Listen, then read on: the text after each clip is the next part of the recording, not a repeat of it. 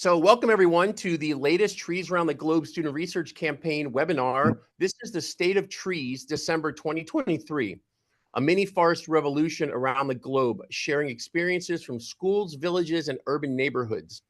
And we have lots of great speakers today. I just wanted to start off with some little bit of inspiration from Indian actor and film producer Fahad Fasil. I love the forest. It is the place where you hear yourself better. So it's a nice words of wisdom there to get us in the mood to talk about the Miyawaki Forest, and really excited about that. Now, with this agenda, we have a full agenda today, and I will be starting off once again right now with the introduction and metrics. That'll be about 5 minutes of that. And then we will move on to our featured presentation led by Emmanuel Da Silva, who is an agricultural and environmental scientist. He will present an overview of the Miyawaki Forest method, and then he will then introduce all the speakers, everyone from a science teacher in the United States to the founder of Urban Forests in Belgium, to environmental architect and founder of the other data regenerative in Lebanon, R.K. Nair, Dr. R.K. Nair, an India businessman and co-founder of Forest Creators, and last but not least, Hannah Lewis, author of a book, Mini Forest Revolution. So I will pass it on to him after I do the introduction and metrics here. And then during the main presentations here, we would like you to put any questions you have in the chat, and our own Peter Falcon, who is online with us right now, will be monitoring that. And if there's any speakers there who want to answer the questions in the chat, they can do that. But at the end of the featured presentation, when all the speakers are done, we will then have a more formal question and answer session that will be led by Peter Falcon. And then after that, we will wrap it up with our own campaign team member, Peter Nelson, who is a senior lecturer at Oregon State University and science lead for the Land Cover NASA Globe Observer. He's going to talk about how might NASA and Globe be able to help in tracking Miyawaki Forest biomass and calculating biomass and carbon sequestration. And he and Emmanuel were back and forth with some specific locations, some latitude and longitudes that Peter has taken a look at, and he will be talking about a little bit later. And then his data analysis and things like that isn't going to be 100% complete. That's why we want all the folks to talk after the the webinar offline about the further of how we look at the data, how we look at the biomass and carbon sequestration of the Miyawaki Forest. So before I move on to the metrics, I wanted to say a thank you to Precision Agricola, Juan Badwin, and the city of Guadalajara, Jalisco, Mexico, and all the local scientists and elders for the assistance in the hosting of our November 14, 2023 Trees Around the Globe Student Research webinar live from Parque Morelos. It was a great webinar. It was something we've never done before, and it worked really well. We had a couple technological snafus where one of the hotspots overheated, so we got kicked out, but it was still going on because Peter Nelson was one of the co-hosts, so it maintained recording, and we got back on after the hotspot we were using in the middle of the park in Guadalajara cooled down enough to give us our signal back. So right here, you're seeing a picture of all the folks that were part of it. Some of those were the speakers. They were the elders and the local scientists. There were students there that you can see Juan Badwin. He's on the left side wearing the NASA shirt. He has the beard and the black hair. His students were back there from two of the universities that he teaches at in Mexico. One is in Guadalajara, one is in Sonora. But yeah, and then you can see Peter Nelson came in virtually for us. Unfortunately, he couldn't be there live for the webinar or the colloquium due to some travel issues and passport problems. Also, the main reason why I was there was for the International Colloquium on Space and Sustainability, and we'll have more of that in the future, but just wanted to showcase a couple cool things here. The top two pictures are from Cañadas de Obregón in Jalisco, Mexico. It's about 2 hours north of Guadalajara, and I was taken there right after landing at the airport in Guadalajara, and I was invited to be part of the inaugural ceremony for the new STEAM Innovation Lab in Cañadas de Obregón. And what's pretty cool here is up on the top left, you see they actually created a permanent signage with a quote from Peter Nelson and me, and they put it on the signage at the entrance of the STEAM Innovation Lab, which is meant for students of all ages in that region to learn how to work with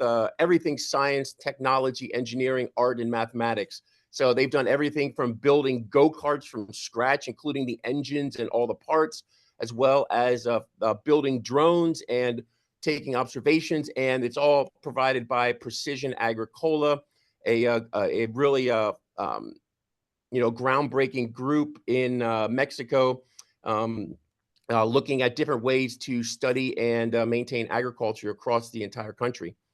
And then for 2 days, we met at the in Guadalajara. This is really cool because we got to talk all about space and sustainability, and we talked about how the GLOBE program is involved, how we can get involved, how NASA missions like ICESat-2 and JEDI and Landsat are all part of this. Peter Nelson and I gave a live presentation. I was there in person. Peter was there virtually, and we did a presentation all about citizen science and sustainability and looking at trees and land cover, things like that. So and I was on a couple panels there as well, and some from news with the news media and all that. So it was a really, really great conference and a colloquium, and just wanted to say thank you to the folks who were hosting us there, especially for the webinar that we did. That was today is the 64th webinar for the campaign. That was the 63rd, and it was the first time we actually did one like that live outdoors in another country. So very exciting to see that. So let me finish up my introduction here before I pass it over to Emmanuel da Silva. These are the metrics that we show, and I'd like to draw your attention to the bottom for year 6. As you know, that's what we are in right now. We began on 1 October 2023, and you can see that we have over 6,500 measurements of tree height, land cover, and green up, green down, or greenings from 2,000 global sites. And then for the life of the campaign so far, you can see we have closing in on 90,000 tree height measurements from almost 30,000 global sites, almost 40,000 land cover measurements from just over 26,000 sites, and over 46,500 green up, green down, or greenings observations from over 1,200 global sites. And the majority of those, as I like to say, come from the folks in the Europe and Eurasia region for GLOBE, and are, it's the groups responsible for that primarily are the folks who are participating with the European Phenology Campaign, which is an awesome campaign run by folks, Bara, Lenka, and Donna from the Czech Republic the GLOBE Czech Republic. And as you can see here, for the life of the campaign so far, we have a lot of data for scientists, student scientists, all the way through professional scientists to use. We have over 174,000 observations of tree height, land cover, and green up, green down from over 56,000 global sites across the planet. So you can see here we've had this is the 64th webinar, and we also had 14 special webinars throughout the last five years or so. We have participants now from 62 countries, even though GLOBE has participants in 127 countries. These 62 countries are folks that are dedicated who come to the webinars, submit the data as part of the campaign, and have students or educators who have students who submit to the annual GLOBE International Virtual Science Symposium, or basically the virtual science fair. These are and their research projects deal with the campaign somehow. They're looking at tree height, looking at trees and land cover. They're looking at how to use some of the NASA data that is involved with looking at trees and biomass and carbon calculations as well.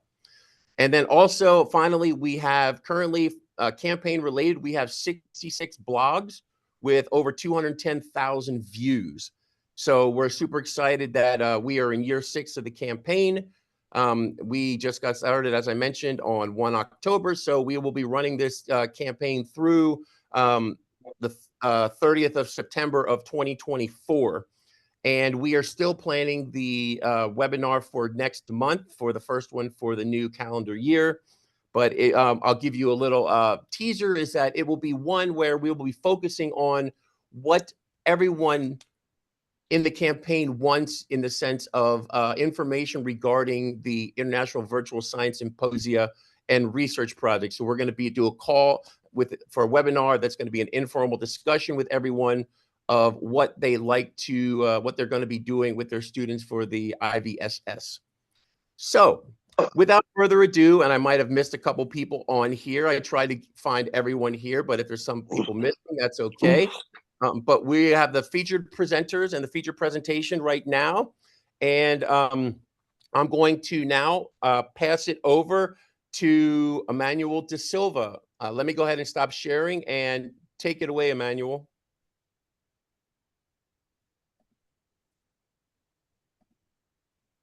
Thank you, Brian, for that great introduction to the GLOBE program.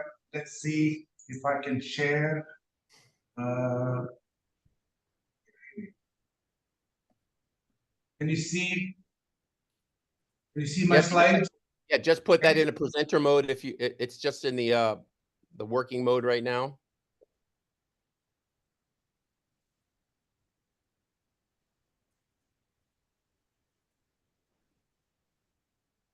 Using somebody else's computer, so bear with me. If you go to the bottom over there where it says comments over there, there's a little like podium. You should be able to click on that one. Okay, there we are. Okay.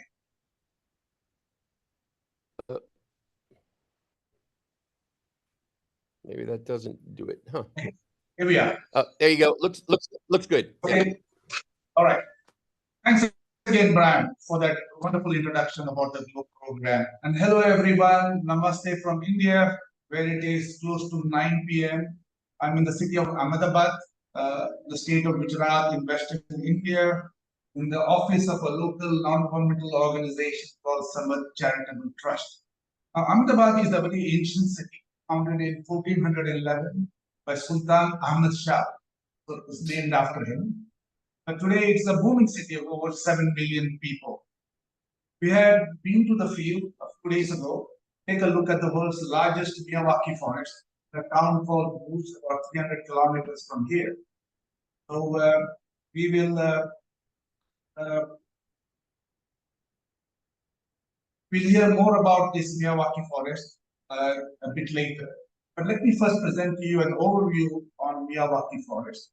Explain what it is, what it does, and why is there so much of excitement over this particular method of creating forests. So Miyawaki basically is a technique to create dense forests with native species. The goal is to create forests quickly, efficiently, in small areas and large. It is named after a Japanese botanist called Akira Miyawaki, whose picture is shown at the bottom of the screen. The main focus of Miyawaki is biodiversity. So many of these Miyawaki forests that are coming up have anywhere from 25 to 150 natives. The goal being is to mimic nature as far as possible. So obviously, there is a focus on high density and rapid growth. So the density could be as much as 30 times what you find in a plantation forest. And the growth is sometimes as high as tenfold. We plant native species, climax forests, adapted to local terrain. Many Miyawaki foresters take a layered approach. So we have canopy trees or tall trees at the top, understory trees in between, and shrubs at the bottom. Preparing soils is one of the most important functions in a Miyawaki forest. Typically, you dig 1 meter deep or 3 feet, remove debris and non-native species, add enriched organic matter, and put the soil back. Plant maintenance for at least the first 3 to 4 years is a regular part of the regime, and you need to keep doing it for some time in order for the forest to grow. Survival rates reported are as high as 95%, which is quite amazing compared to plantation forests. So why Miyawaki? There are so many approaches. So here are some of the things that I found very interesting is you can start with a very small area. as small as 100 square meters. Some have even experimented with 20 square meters. You can do it anywhere, in schools, in villages, in urban neighborhoods. And we'll get a few of these case studies from each category. Community participation is the key. A lot of people are involved. And in two of the case studies reported, you will hear that hundreds of volunteers have been participating in these plantations. It is seen as part of the climate solution. With all the debates going on in Dubai at COP28, this issue of Miyawaki can play a role. Part of the reason being that it has very high rates of carbon sequestration. The figures range from 50 to 150 of tons of CO2 per hectare. Of course, more studies need to be done, and we will address this issue. So the Miyawaki approach has been followed, as far as I can count, in 31 countries, 3,000 locations, and a figure of 40 million trees have been cited. Though the accuracy of this data, from my perspective, is a bit uncertain. Japan, understandably, has the largest number of Miyawaki forests because Akira Miyawaki started there at the University of Yokohama in Japan. India has the next largest number and the largest Miyawaki forest in Gujarat, where 450,000 trees have been planted so far in 15 hectares. We'll hear more about this Miyawaki forest in Gujarat a bit later and talk to Dr. R.K. Nair, who's been instrumental in installing it in that particular state. The benefits of Miyawaki are pretty well understood among the practitioners. Rapid growth that I mentioned, it's a great gift to the environment. Some studies show it can absorb as much as 15% of particulate matter. The Miyawaki also has climate positive to the extent that it can offset a large amount of CO2. There's a wide amount of biodiversity, 18 times or more. And of course, improved soils that I just alluded to a bit earlier. Some of the benefits, of course, are difficult to quantify. Like, how would you value biodiversity financially and otherwise? Some of the benefits can possibly be quantified, like, for example, the carbon storage in trees, which is one of the concerns addressed in Dubai right now. More work needs to be done in quantifying biomass and carbon storage, and this is where people see possibilities of NASA helping. More on that later.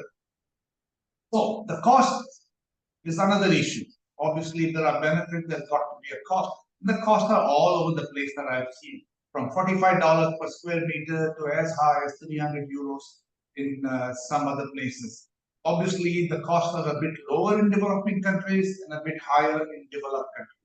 But you'll hear from Nicholas a bit later that these costs are, can be contained, and he will cite examples from Belgium.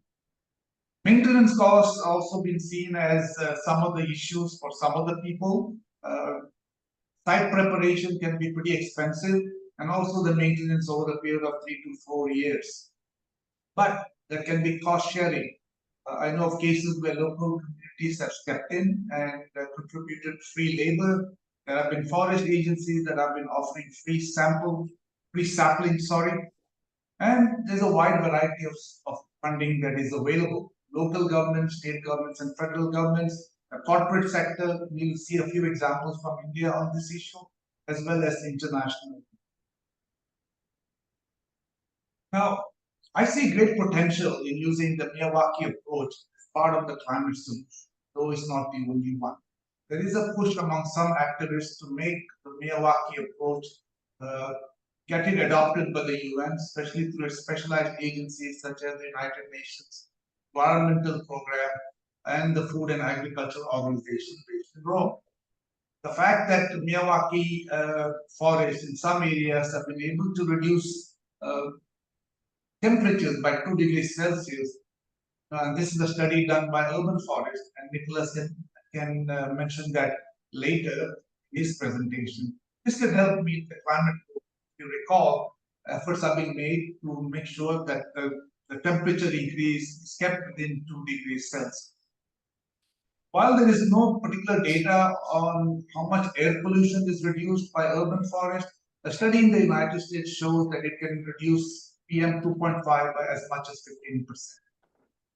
The ability of Miyawaki Forest to stabilize the soils is another important element.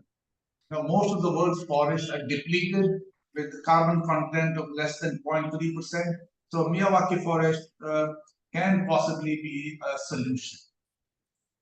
This is another area what I find very exciting, Miyawaki in school. It can provide a great opportunity to teach science, ecology, environment, climate issues.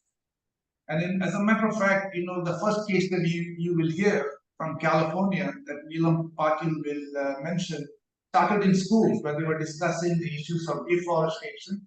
The children were very excited and they wanted to do something about it. So thus came a project. It was a Miyawaki project. Students can see and learn some of the impacts of this climate in their classrooms by stepping out of the class. In Pakistan, for example, there are 258 government schools that are going to be taken up as part of Miyawaki, and this is incorporated into their curriculum. So this is part of learning in the Punjab province. We'll get to hear more about it from our teachers and other panelists as we go along. There are of course various variations in the Miyawaki theme. You see at the bottom of the screen a picture called Miyawaki fruit forest. Somebody in Portugal is experimenting with this idea of planting only fruit trees, but using the Miyawaki method. There is also what I call Miyawaki line. People are planting trees instead of forests, but they are trying to use some of these broad principles of Miyawaki in the plantation. Miyawaki started off as a mini forest, but in some parts of India, it's becoming macro forests. Now, Miyawaki idea is being incorporated in large forest areas by government agencies. I expect to see more variations in the future on Miyawaki. There's going to be more rollout in cities. In the city of Chennai in southern India, the city corporation has announced they're going to set up 1,000 Miyawakis, the goal of trying to reduce heat in the city. So what happens after 4 or 5 years when these trees grow tall enough? How do we take care of them? We get a perspective on this from several of the panelists, particularly Hannah Lewis towards the end, where she puts on a thinking cap and does some crystal gazing. Of course, Miyawaki has also attracted criticism, and one is about the cost. As I mentioned, there's a wide range of cost, but some people see the Miyawaki approach as being pretty expensive, both the capital cost as well as the running costs. There is also a concern that Miyawaki may undercut natural forests.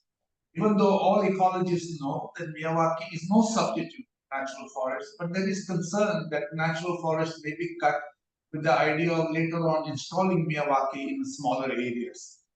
For example, the fact that in the Amazon, some people are experimenting with Miyawaki forest is the cause of some concern to scientists who are afraid that large areas of the Amazon may be cut and the smaller areas of Miyawaki will come as substitute. The issue of density of 3 to 4 per square meter is of some concern to some people who say that Miyawaki cannot really imitate or recreate a natural forest. These criticisms obviously need to be taken seriously. But overall, I think Miyawaki, as we have known, is shown to have more positives than negatives. One of the questions that I get asked is, where can NASA help? And NASA, as Brian pointed out, has a very large data sets on tree heights and other remotely sensed data. It also has a lot of satellite imagery. Perhaps this can be made use of for specific Miyawaki areas to get data on such things as carbon stock of Miyawaki forest, as well as the total biomass created. And Peter Nelson, towards the end of the presentations, will be able to share his finding on 2 specific Miyawaki sites for which I have shared coordinates. So, to sum up, I think that the idea of dense forests with native tree species in small areas is appealing to a whole lot of people, particularly those in urban locations. The benefits of Miyawaki are pretty clear, and they outweigh the costs. The rapid growth, biodiversity, environmental benefits, the fact that people can be all locally are big pluses. The potential for climate solution, yes, is big, especially in carbon sequestration, in noise reduction, stabilization of soil, and cost may be a problem for some, but these costs can be contained. And I think if you look at the benefits as compared to the cost, the benefits come out on top. As I said, I expect Miyawaki to grow, to have wide variations as we go forward, but we'll hear a little more on this towards the end of the program. So this is my overview, which I'm happy to share. But before I end, I would like to point out that we have 4 good case studies that will be presented. One is about the school in Berkeley, in California, in the United States. From there, we move to Europe, where Nicholas will talk about reviving native forests in Belgium and France. Then we have a case study of Beirut River in Lebanon, what is called a riverless forest, where Adib Dada is trying to restore trees, the banks of the river. And finally, we have a presentation of the world's largest Miyawaki forest. So we have a full program, and I'm sure, so buckle up your seats and grab some popcorn if you want. We are going to have an exciting day today. So let me out of this. Okay. And what I would like to do is introduce a group of speakers. And the first one that I have on my list is Neelam Patil from California, from San Francisco. Neelam, are you there? Can you unmute? Yes, I'm here. I'm ready. Okay. Are you ready? Okay. Do I need to share or? Actually, if you could make me a can I share my, I need to be able to share my screen and then I can start. Yeah. I think someone needs to make me a co-host or something. Yes. You should be able to share your screen. Oh, you should be able to do that. It says, Emmanuel needs to stop sharing then. Okay. Here we go. Okay. Yeah. You're ready? While you are, let me introduce Neelam. Neelam Patil is a climate literacy and science teacher in the public school system of Berkeley, California, in the United States. He spearheaded the planting of the first Miyawaki forest in North America in a school in Berkeley. While teaching about deforestation, the students wanted to do something immediate and impactful. So let's plant the trees, this pride. The rest is history. And I'll let Neelam explain the little part of history.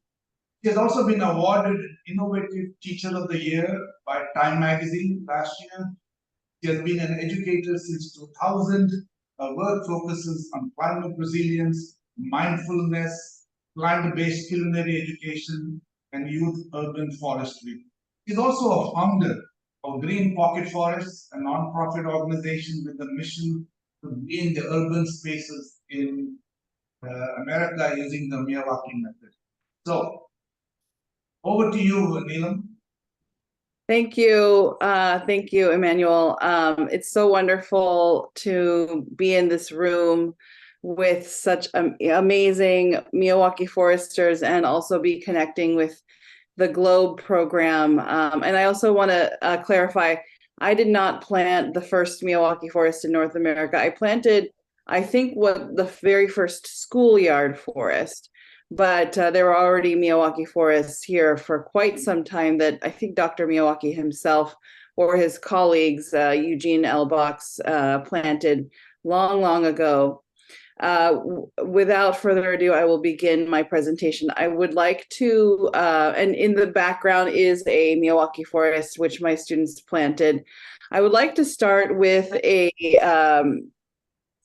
news story, which I think Emmanuel did such a great job of giving an overview. I'm typically responsible for doing all of the components, and I'm relieved to just have to share my story in this presentation. So I'm going to take some time and share this really lovely news story that just came out, because like Emmanuel said, it all started with my students. This is like kind of a love letter to my students. I am a science teacher and climate literacy teacher in Berkeley, California.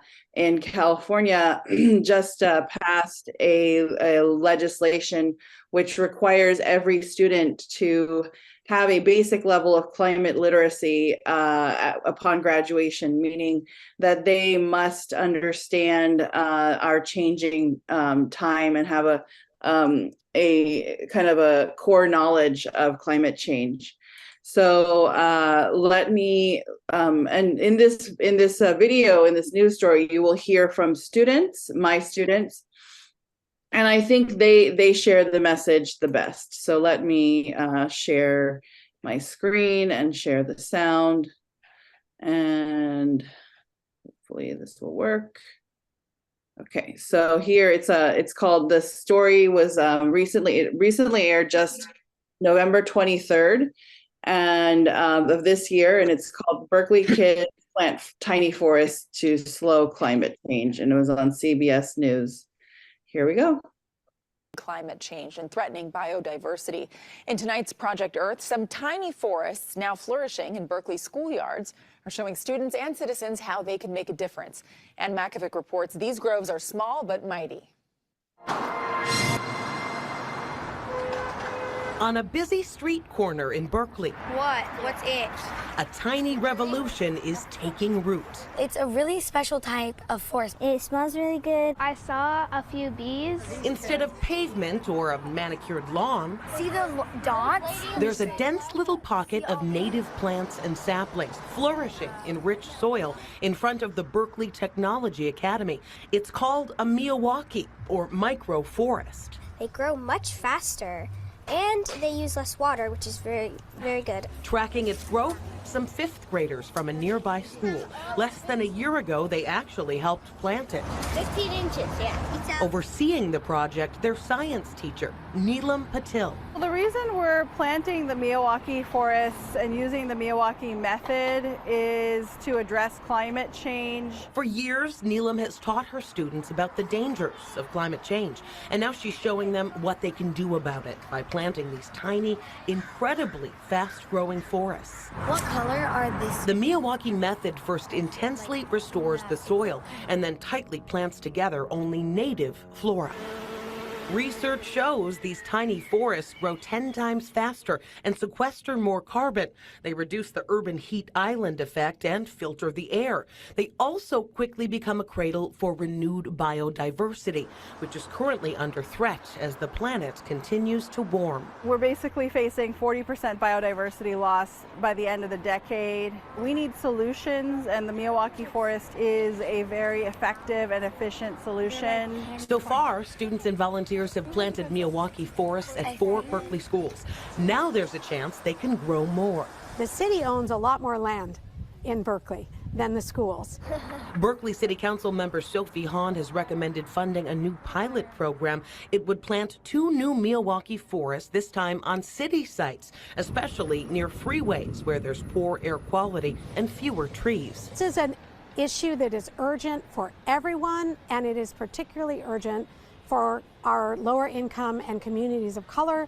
All of this is tied into climate and to equity in very powerful ways. We need to do everything we can.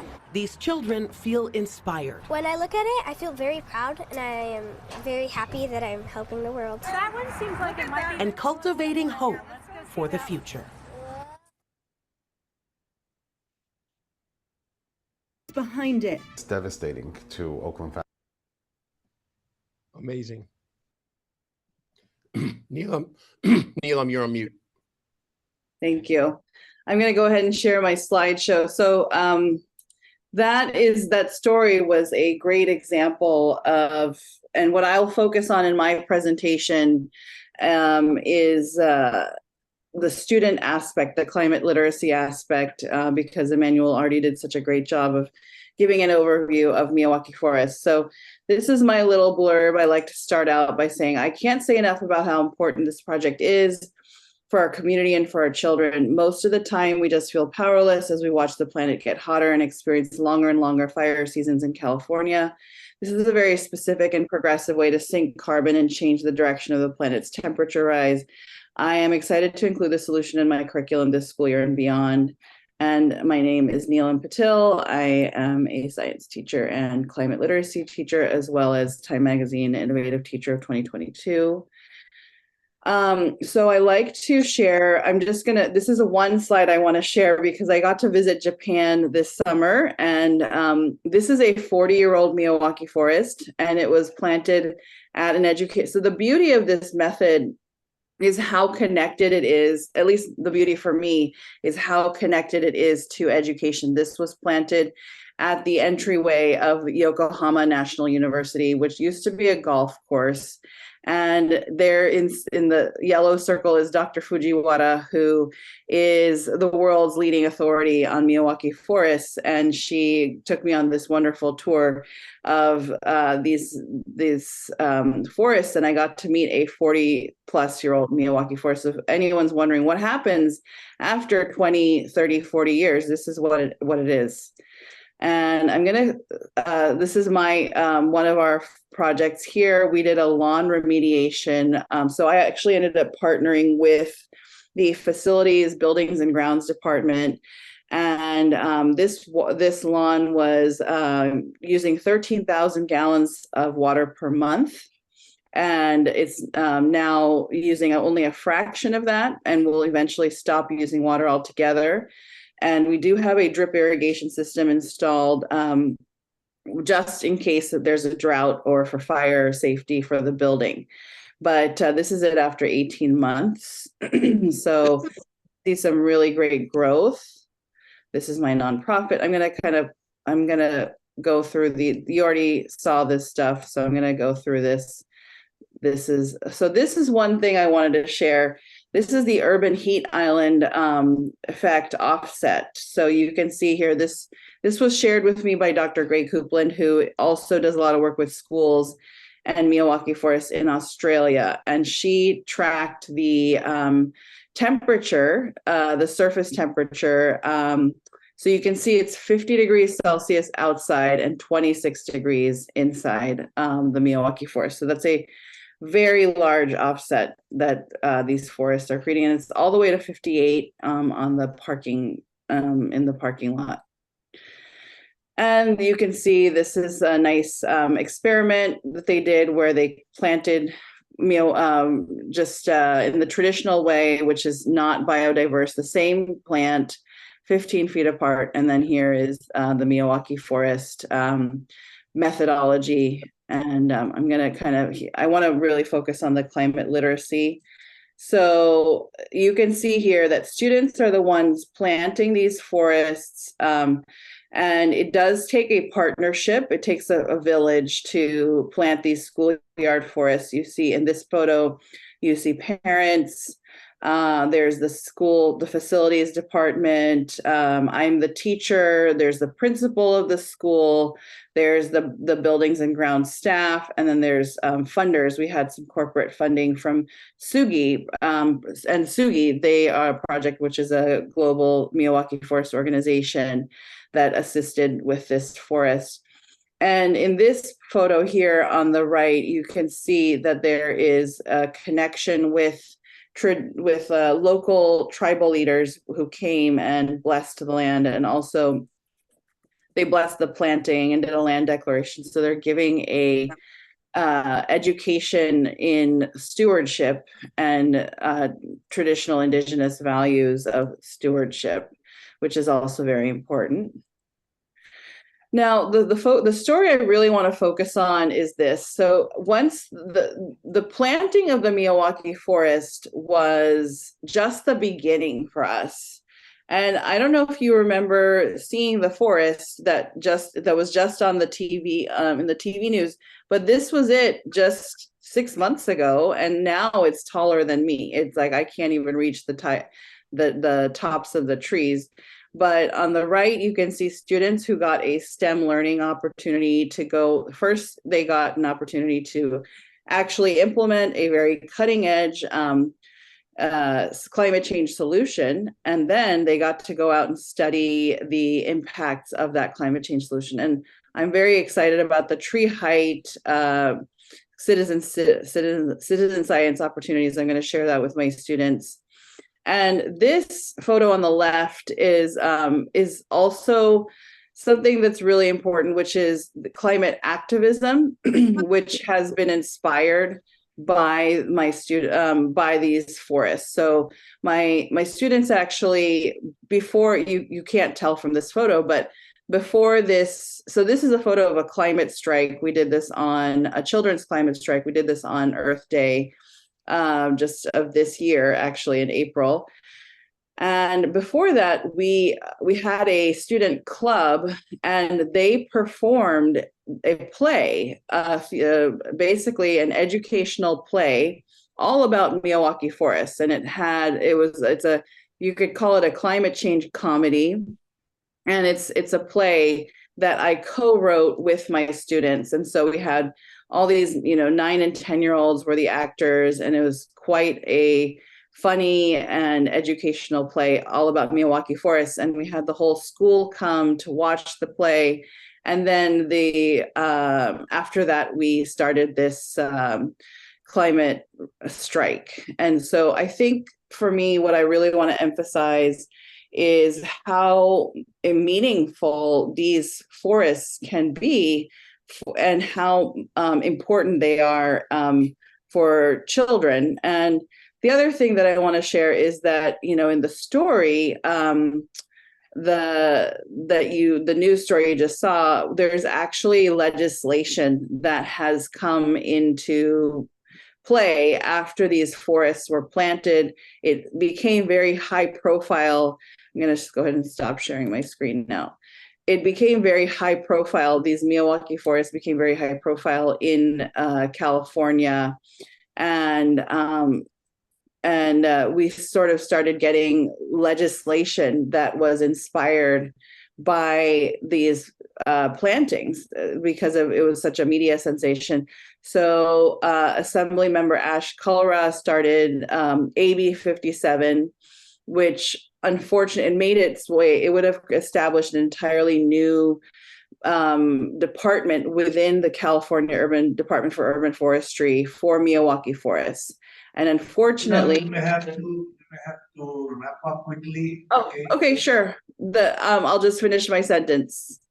So AB 57, and then now we're actually working. That one got vetoed, and then the city of Berkeley has now launched its first legislation of its kind to fund a Miyawaki Forest pilot program. So this is a lesson on how student activism is now impacting things on a very on the level of the city. So it's very powerful. So thank you very much. Thanks, Neelam, for that very interesting case study of students' involvement in California. I'd like to remind people, if you have any thoughts, any comments, please use the chat box. We'll take up the questions towards the end. The next speaker I'd like to introduce is Nicolas de Brabander. I hope I'm pronouncing it right, Nicolas. He's a biologist and a naturalist from Belgium. He's passionate about forests and ecology and in ecosystem restoration. He wants to contribute towards a cultural shift in which humans live in balance with nature. Nicolas founded Urban Forest in 2016. He created the first Miyawaki in Belgium and in Europe. Since then, he has created over 100 Miyawaki forests, planted over 150,000 trees with 11,000 volunteers. Pretty impressive. He works with various stakeholders, private landowners, schools, industries, public services, and collectives. Can't wait to hear more. Over to you, Nicolas. Thank you, Emmanuel. Thank you for the invitation. I'm glad to share this talk with different forest makers. That's really cool. So let me switch. Here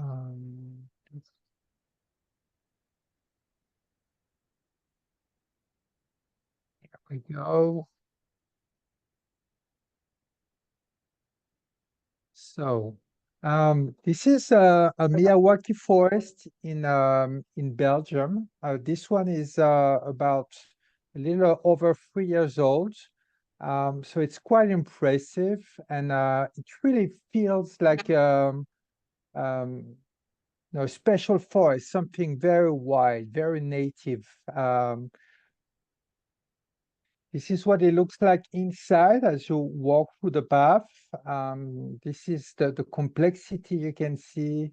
There are many birds, many things happening really. So how does a forest should look like? This is inspiration I got from a French botanist. This drawing actually showed the complexity of a forest. It's extremely difficult to grasp, and this drawing showed pretty clearly the diversity of species, the layering, the interaction between species, and how they fit together. Very often people think that we plant too many trees, they won't survive. But this drawing showed the complexity. Trees in a Miyawaki forest don't grow as a regular tree in the city. How does it start? This is the very beginning. It can be kind of deceptive for some. They expect a forest and they see tiny little saplings.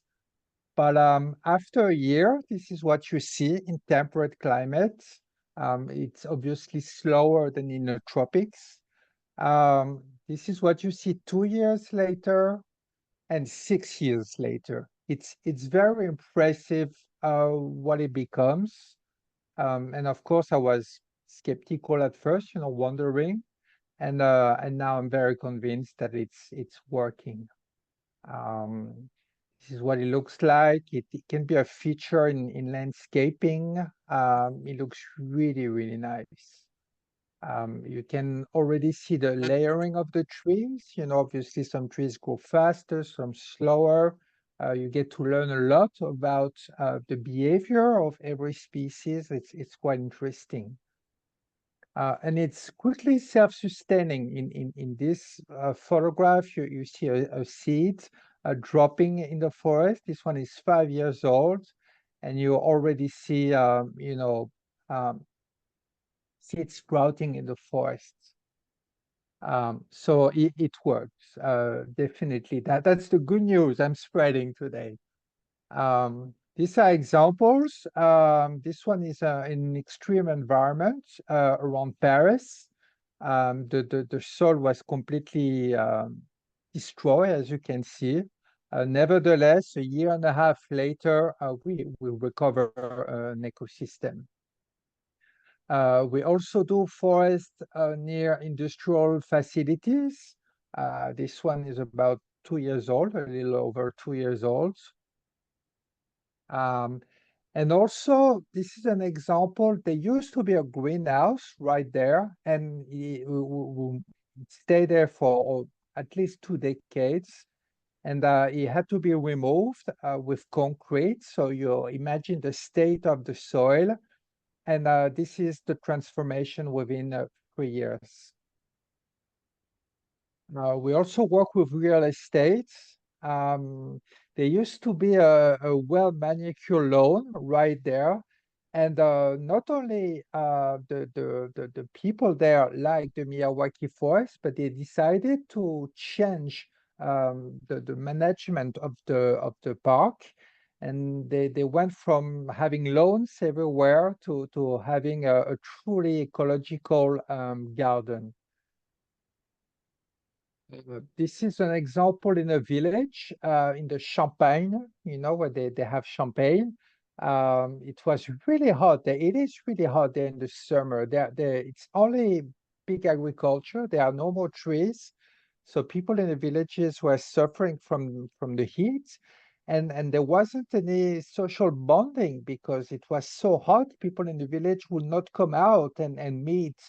And now they have this Miyawaki forest with tables and every time I go there, I'll see people and they have drinks. So it's, all these examples show the major transformation these tiny forests are bringing to people and neighborhoods. So this is an example, it works. It's very impressive. This one is like 3 years old. It's really crazy how quickly it goes. Nobody has seen that before. This is a photo I really like. This is Yokohama University in Japan. Nilam spoke about it. And this is the vision I have in mind. I wish someday we can do human activities in cooperation with nature. So this is really the vision I carry with me every time I do a Miyawaki Forests. This is a drawing that shows that cultural shift. I hope to see one day. We do our business, we go on, we go about our lives, but we share space with nature. Miyawaki Forest can go anywhere really, wherever there's a patch of land, along a road, in a park, in a school, by a sport ground, a supermarket. There are many opportunities.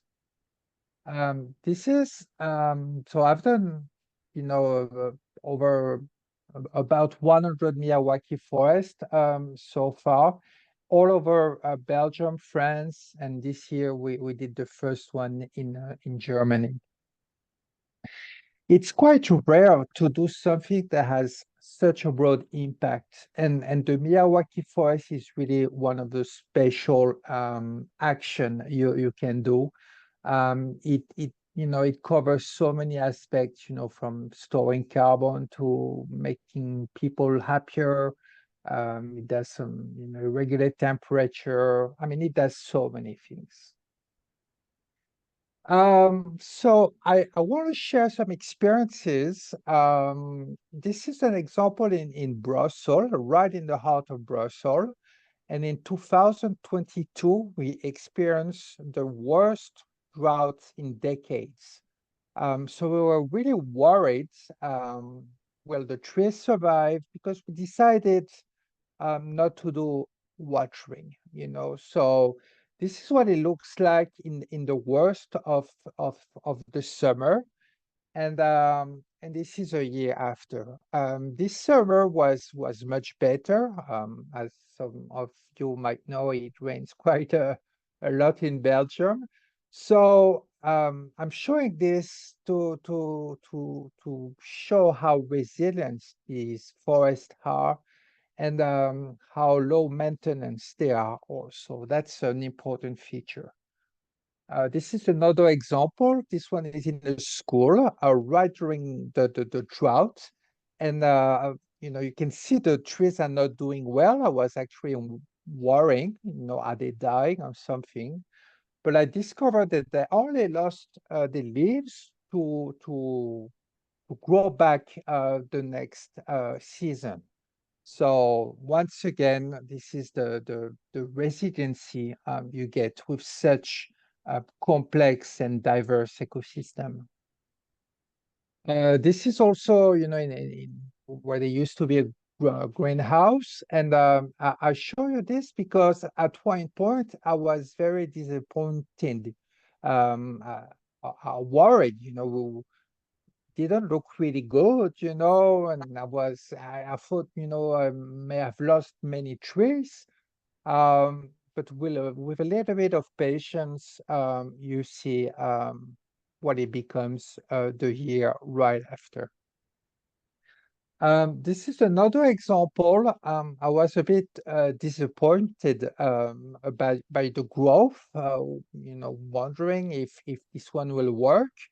So when things like that happen, it's good to think of the soil, of biology, of water.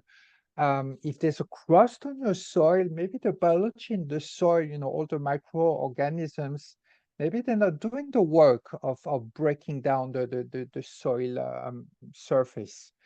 So maybe we can add, we can inoculate microorganism, it's fully natural. It's out of compost, you take it in water and spread it over your forest. And also it was on a slope and water, because the soil was hard and we had a slope, we experienced runoff.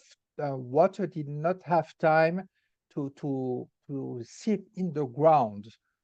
So I did a bit of maintenance. I inoculated some microorganism and I created a swale so that water runoff can infiltrate and by gravity water the trees below.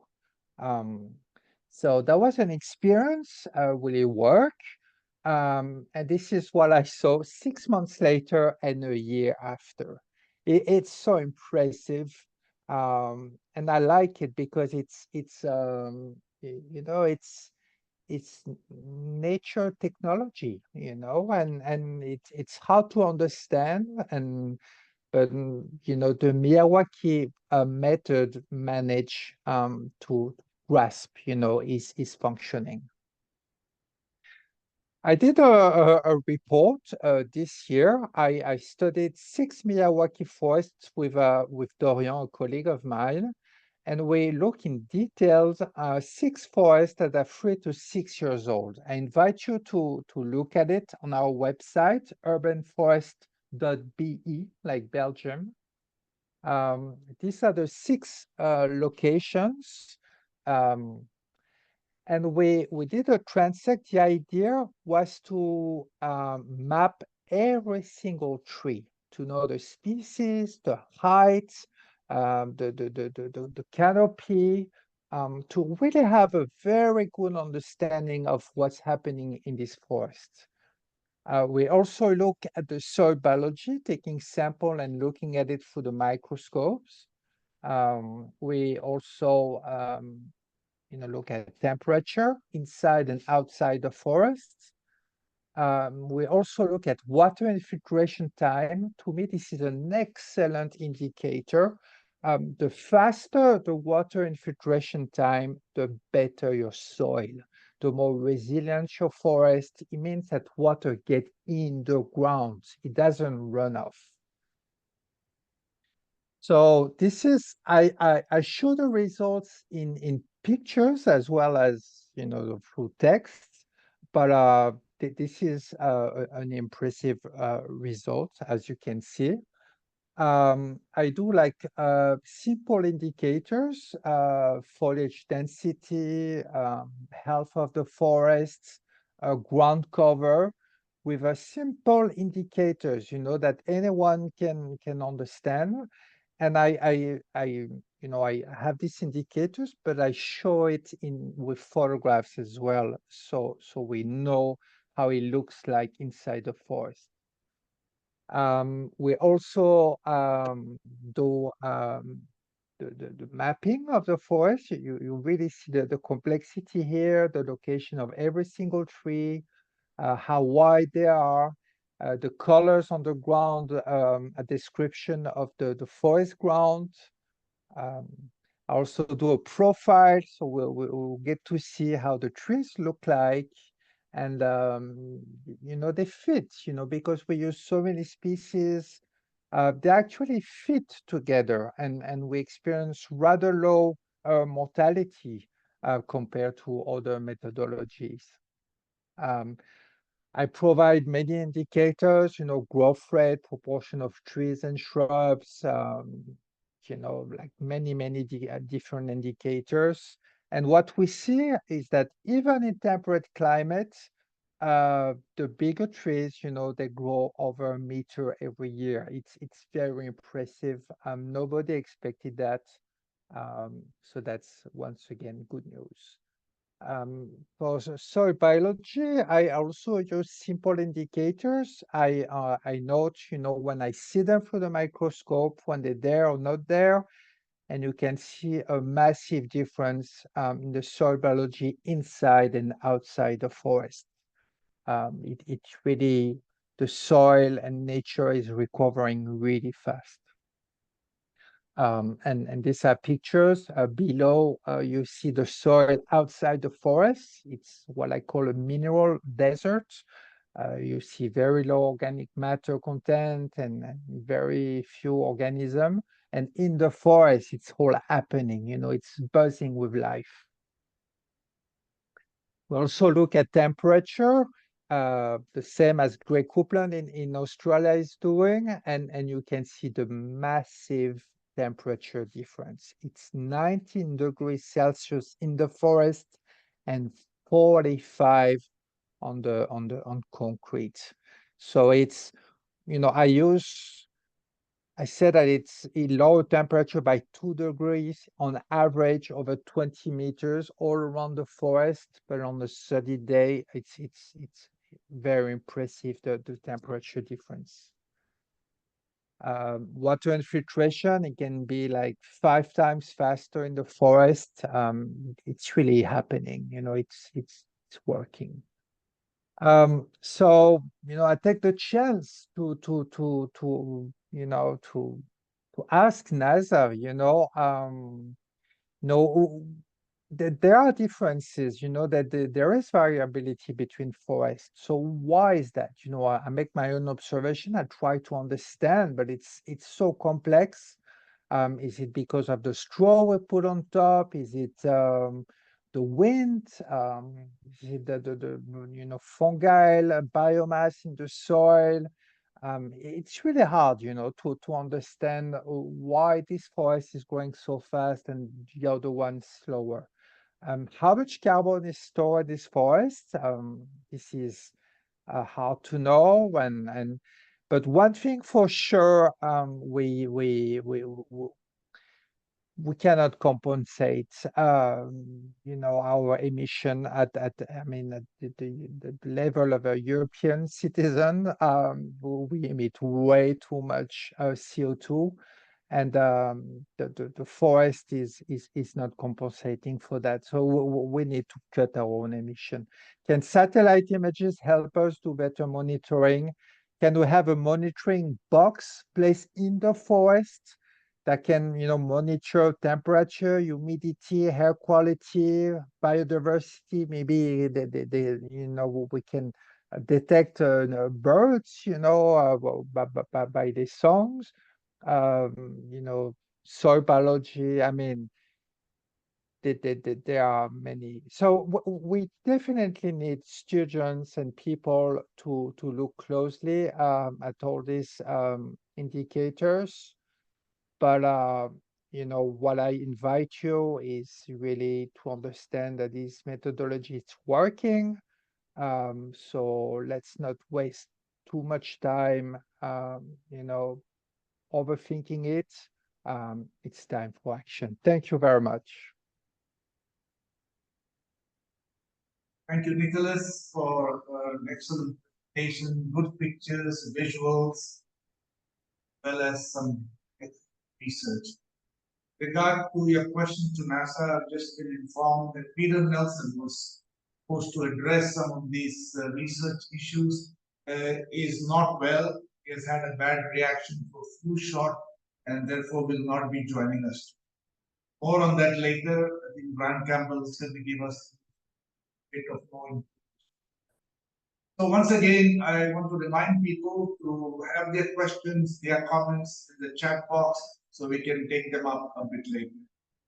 The next speaker we have is Adib Dada from Lebanon.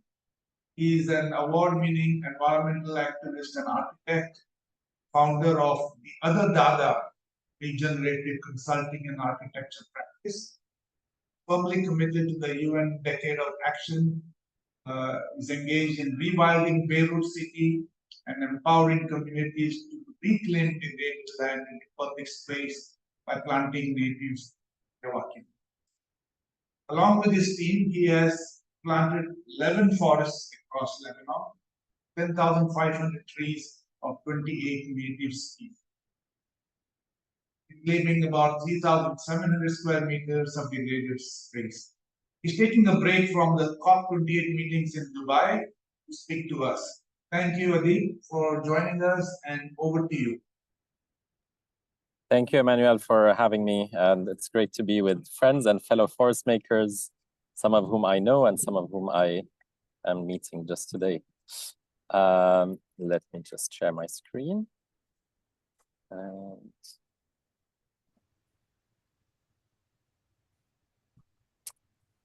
okay. So I'm going to be talking about our initiative, which is called The Other Forest, Building Habitat for Humans and Other Creatures to Thrive. So the company that I founded is called The Other Dada, and it's a regenerative consultancy and architecture practice working on building interspecies habitats. So we move from building habitats for humans that integrate some nature, native landscaping and all of that, to actually building forests for the more than human, and are actively at the moment trying to really merge these two practices together in a meaningful way. The central question for me is, how do we address the triple crises of biodiversity loss, climate change, and social inequality?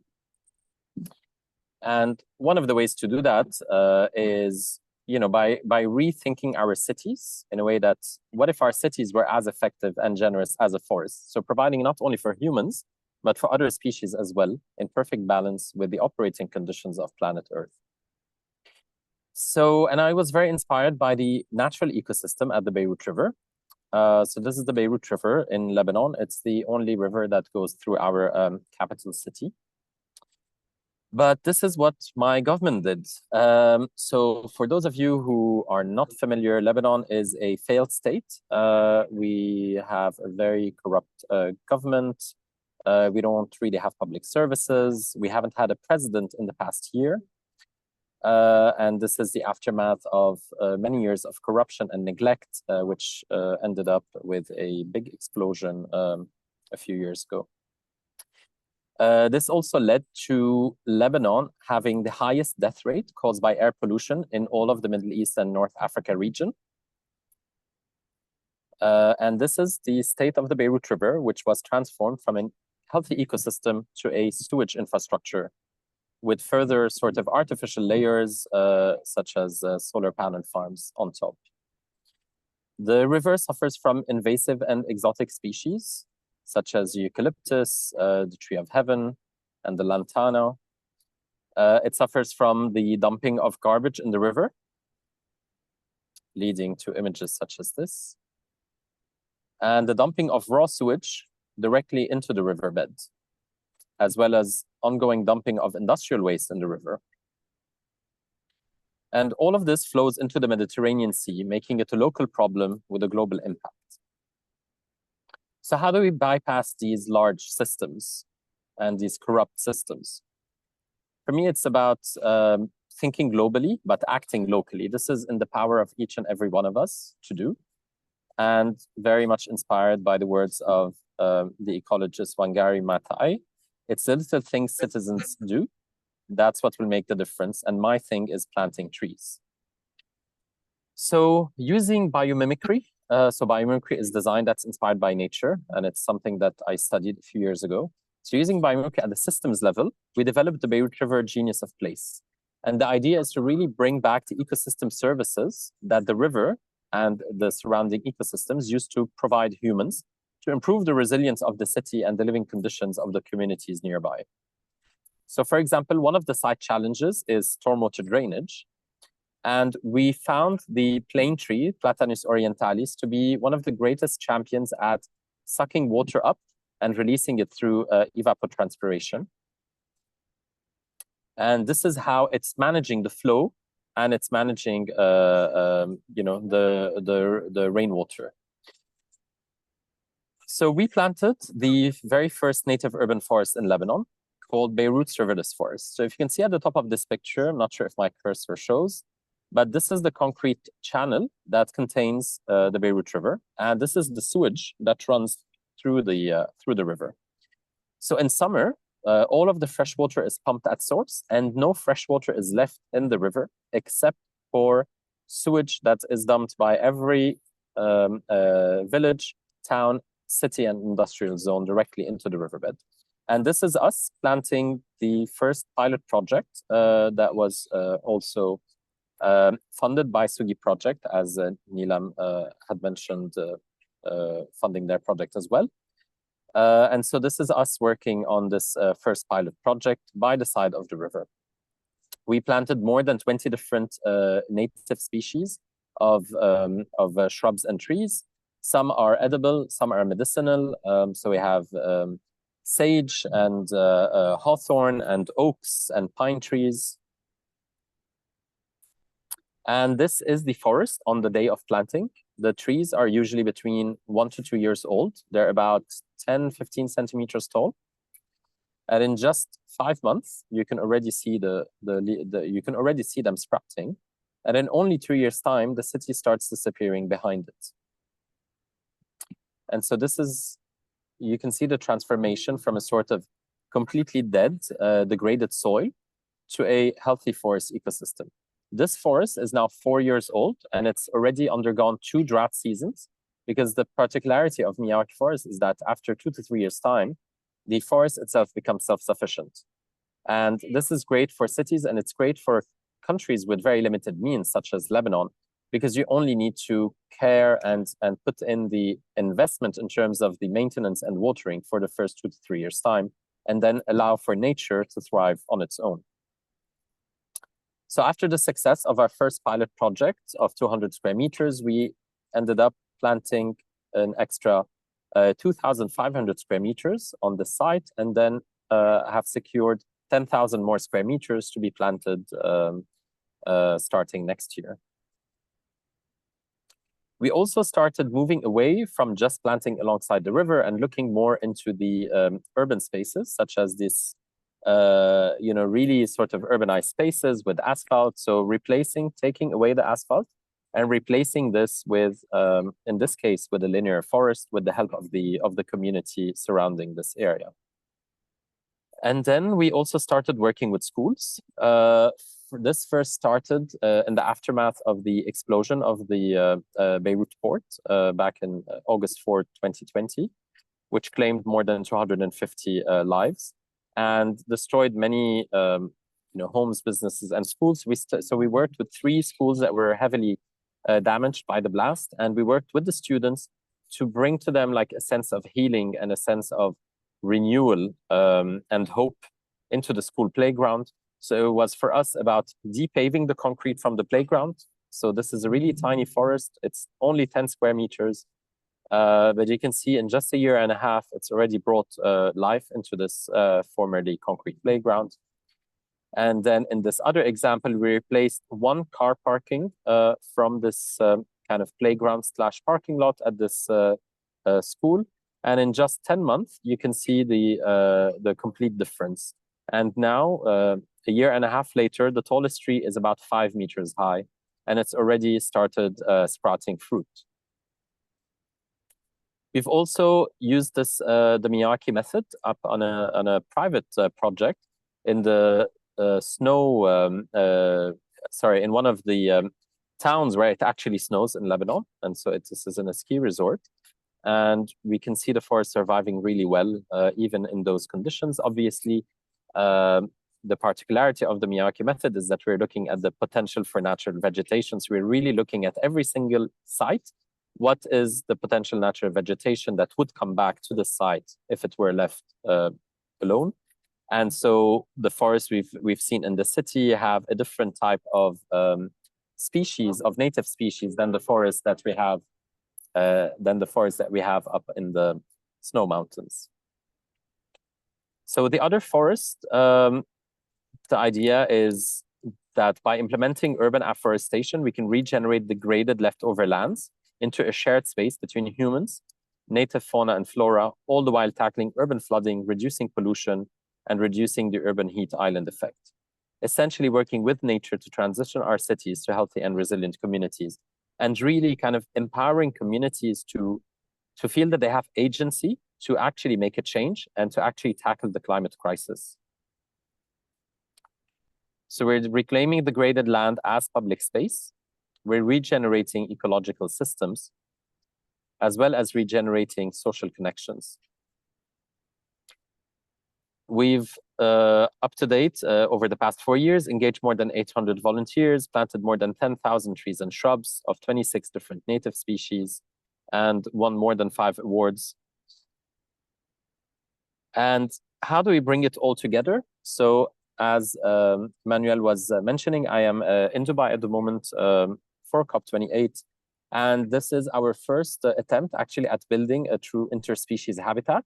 And so this is a rendering of the pavilion that we have built that will launch in 2 days' time. And it's actually looking at regenerating life in a very highly urbanized, artificialized city like Dubai, where we worked with local botanists, desert conservationists, bird specialists, and soil specialists to understand what are the local challenges, and then how can architecture be the support and the host for life under all of its forms, from human to insect, bird life, also taking into account other stakeholders such as the sun, the wind, and the waves. And so this pavilion is all about regenerating healthy soils, creating fresh water from pulling humidity from the air, planting vegetation, both edible for humans as well as to other species, building up the complexity of life, and also keeping in mind the second life of this, which is that after it has served its purpose as a showcase for COP, this pavilion gets dismantled, all of the plant species get distributed across the different Emirates, such as Dubai and Abu Dhabi and Sharjah, so that we are spreading those native species across the usually exotic landscapes or exotic gardens of people's homes. So spreading these native species across the UAE. And then finally, the structure itself gets transported into the sea to become the start of a coral reef restoration project. So kind of bringing together that, we're doing life on land and connecting that with life under the sea. So essentially, we can tackle together the biodiversity loss and the climate crisis by working with nature to transition our cities into these shared spaces for humans and other life to thrive. Thank you. Thank you, Deep, for that great presentation, for trying to revive and time living. Good luck for making your important contribution, something real practical while others do a lot of talk. So your questions again, please put them in the chat box, and we shall take them up a bit later. The next speaker we have is R.K. Nair from India. He's a businessman and a co-founder of Forest Creators based in Umbergaon, Gujarat, India. He has set up Miyawaki Forests in some 112 locations, planted over 2 million trees in India, including the largest one in Bhuj with 450,000 trees. We visited this site together 2 days ago. He's identified 2 more locations, rural locations, where another 200,000 trees can potentially be planted. What I would like to do is actually share a video of the largest Miyawaki forest, and then we'll have a Q&A with him, so we can ask him thoughts that we can.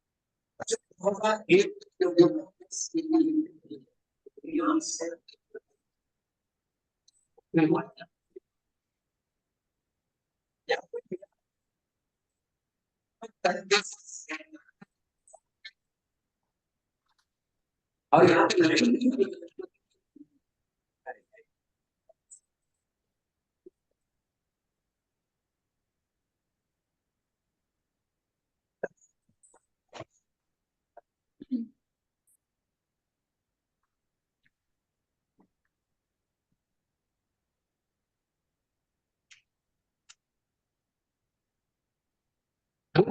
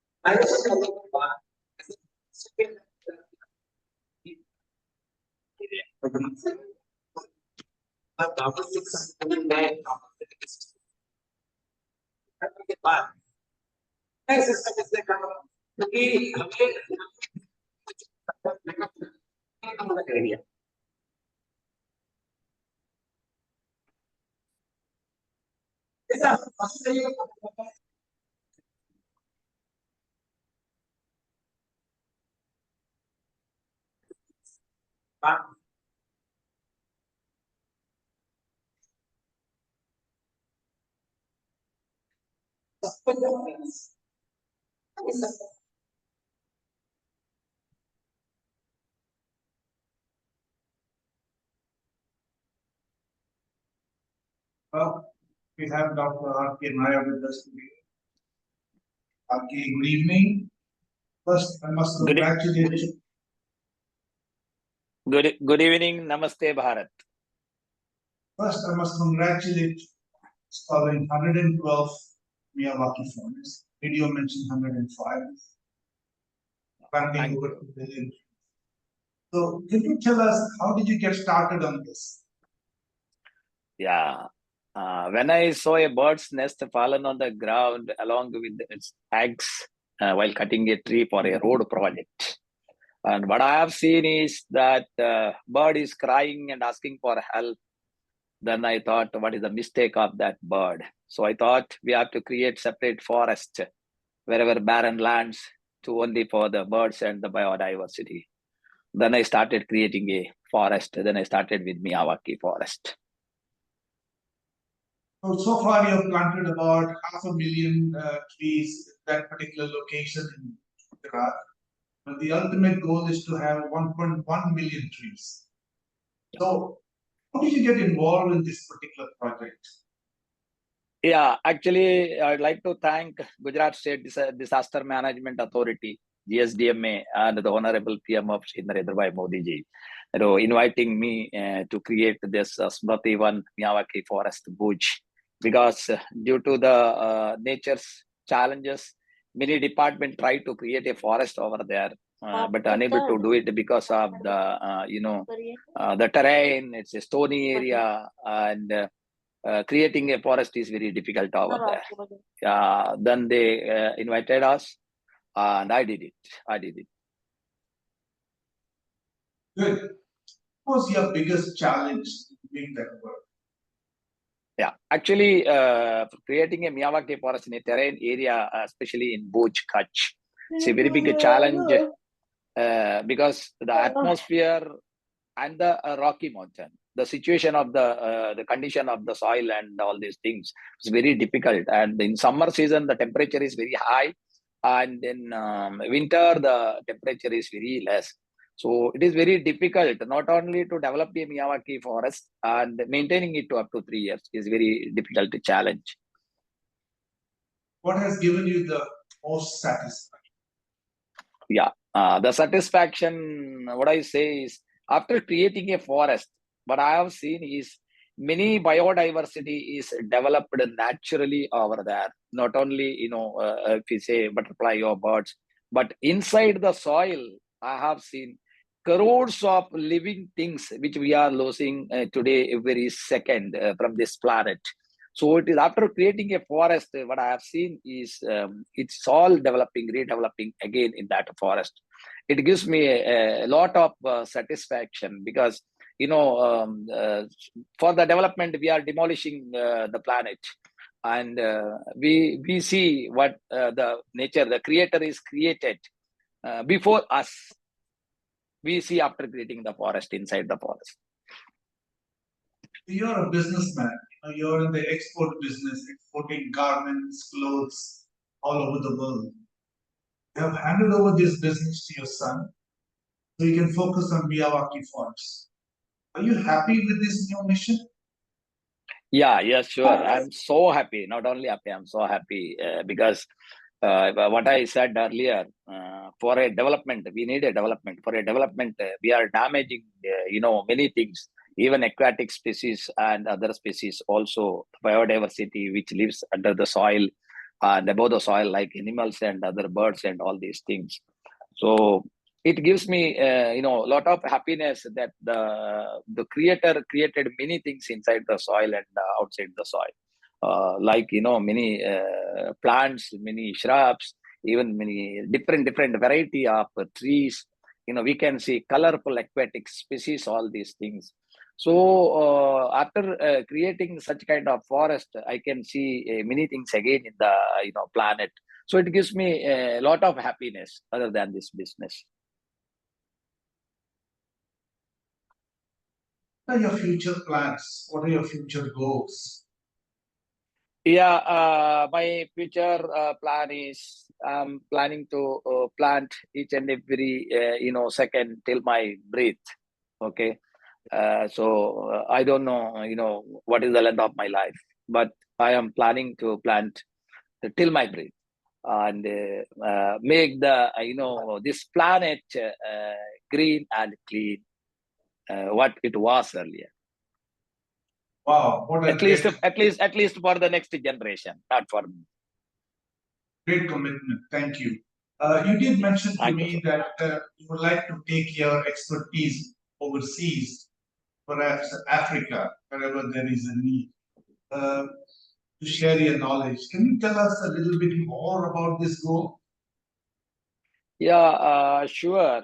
If anyone need my help, I am always there with not only for Africa, but also I say across the planet, across the globe, wherever, whenever anyone need my help to create such a, like we have created the world's biggest Miyawaki forest in Kutch. It's a very difficult, challenging area. At the seashore, we have created a big forest, like Forest by the Sea, Nargol in Gujarat. It's also a very challenging area, like places if anyone having and trying to create a forest, which is very difficult, then I am ready to, help them to create it across the globe, not only in Africa, not only in Africa. Thank you, RK. If there's anyone on this planet who would like to have his help, please write your name, sure. contacts in the chat box, and Dr. RK and I will probably get back to you. Thank you again. Thank you so much. Thank you so much for inviting me to this Trees Across the Globe webinar. Welcome. Well, we're done with the case studies, and we have one more speaker. It's Hannah Lewis. She is the author of a book called Mini Forest Revolution, using the Miyawaki method to rapidly rewild the world. It was published in 2022. A French translation is available. I'll put the name down in the chat box for those who are interested. Hannah has an MS in Sustainable Agriculture and Sociology from Iowa State University and a BA in Environmental Studies. She lives in Minneapolis, Minnesota, where she works for the nonprofit Renewing the Countryside with a goal to build sustainable, local, and regional food systems and plant Miyawaki forests. So I've requested her to take a look at the future of Miyawaki forests. Over to you, Hannah.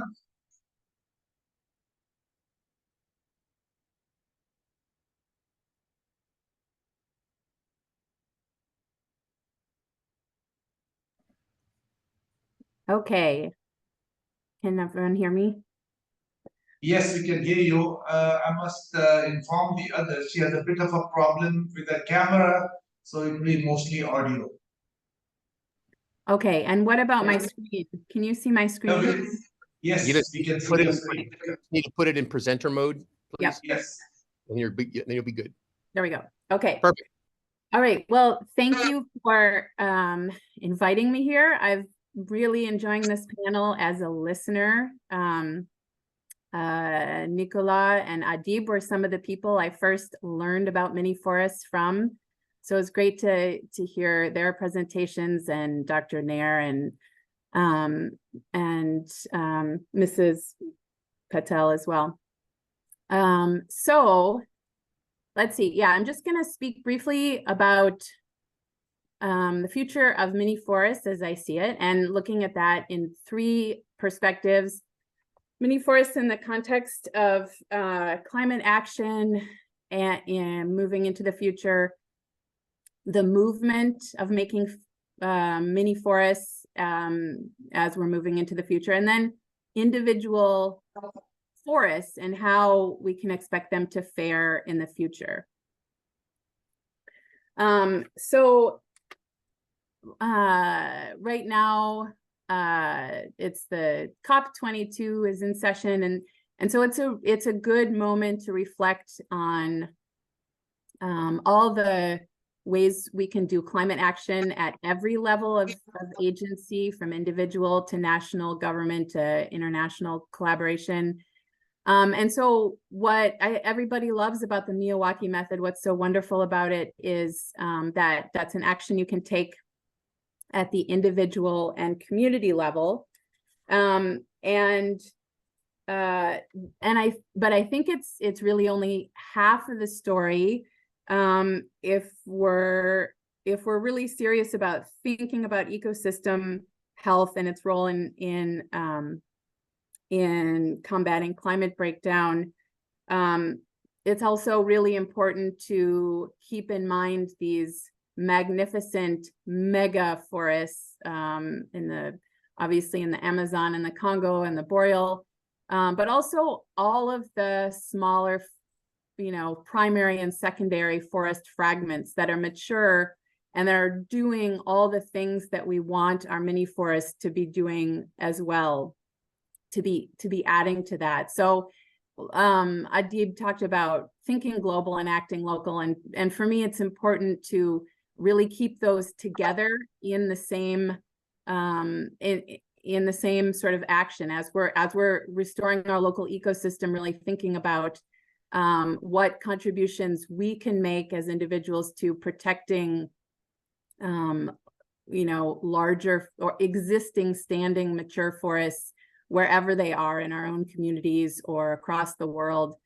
And so for me, my relationship to this picture here, which is the Amazon being converted into agricultural land, is just really thinking about my own consumption choices and how that relates to what's happening elsewhere in the world. Okay, so the next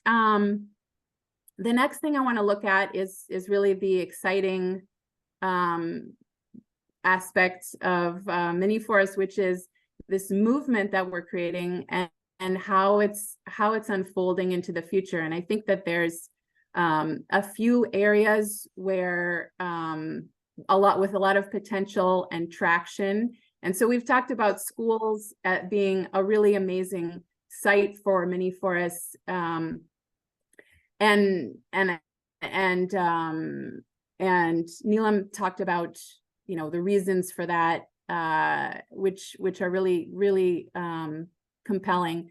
But another thing that I wanted to mention is also, in terms of schools, it's also how much land there is in schools. And so this picture here is from Angelinos for Green Schools in Los Angeles, which is a very small grassroots group. And what they noted was that Los Angeles School District is one of the major landowners in the city of Los Angeles, and the land on schools though is often really paved, like lots and lots of paved surfaces, and not often very many or any trees in a whole school campus.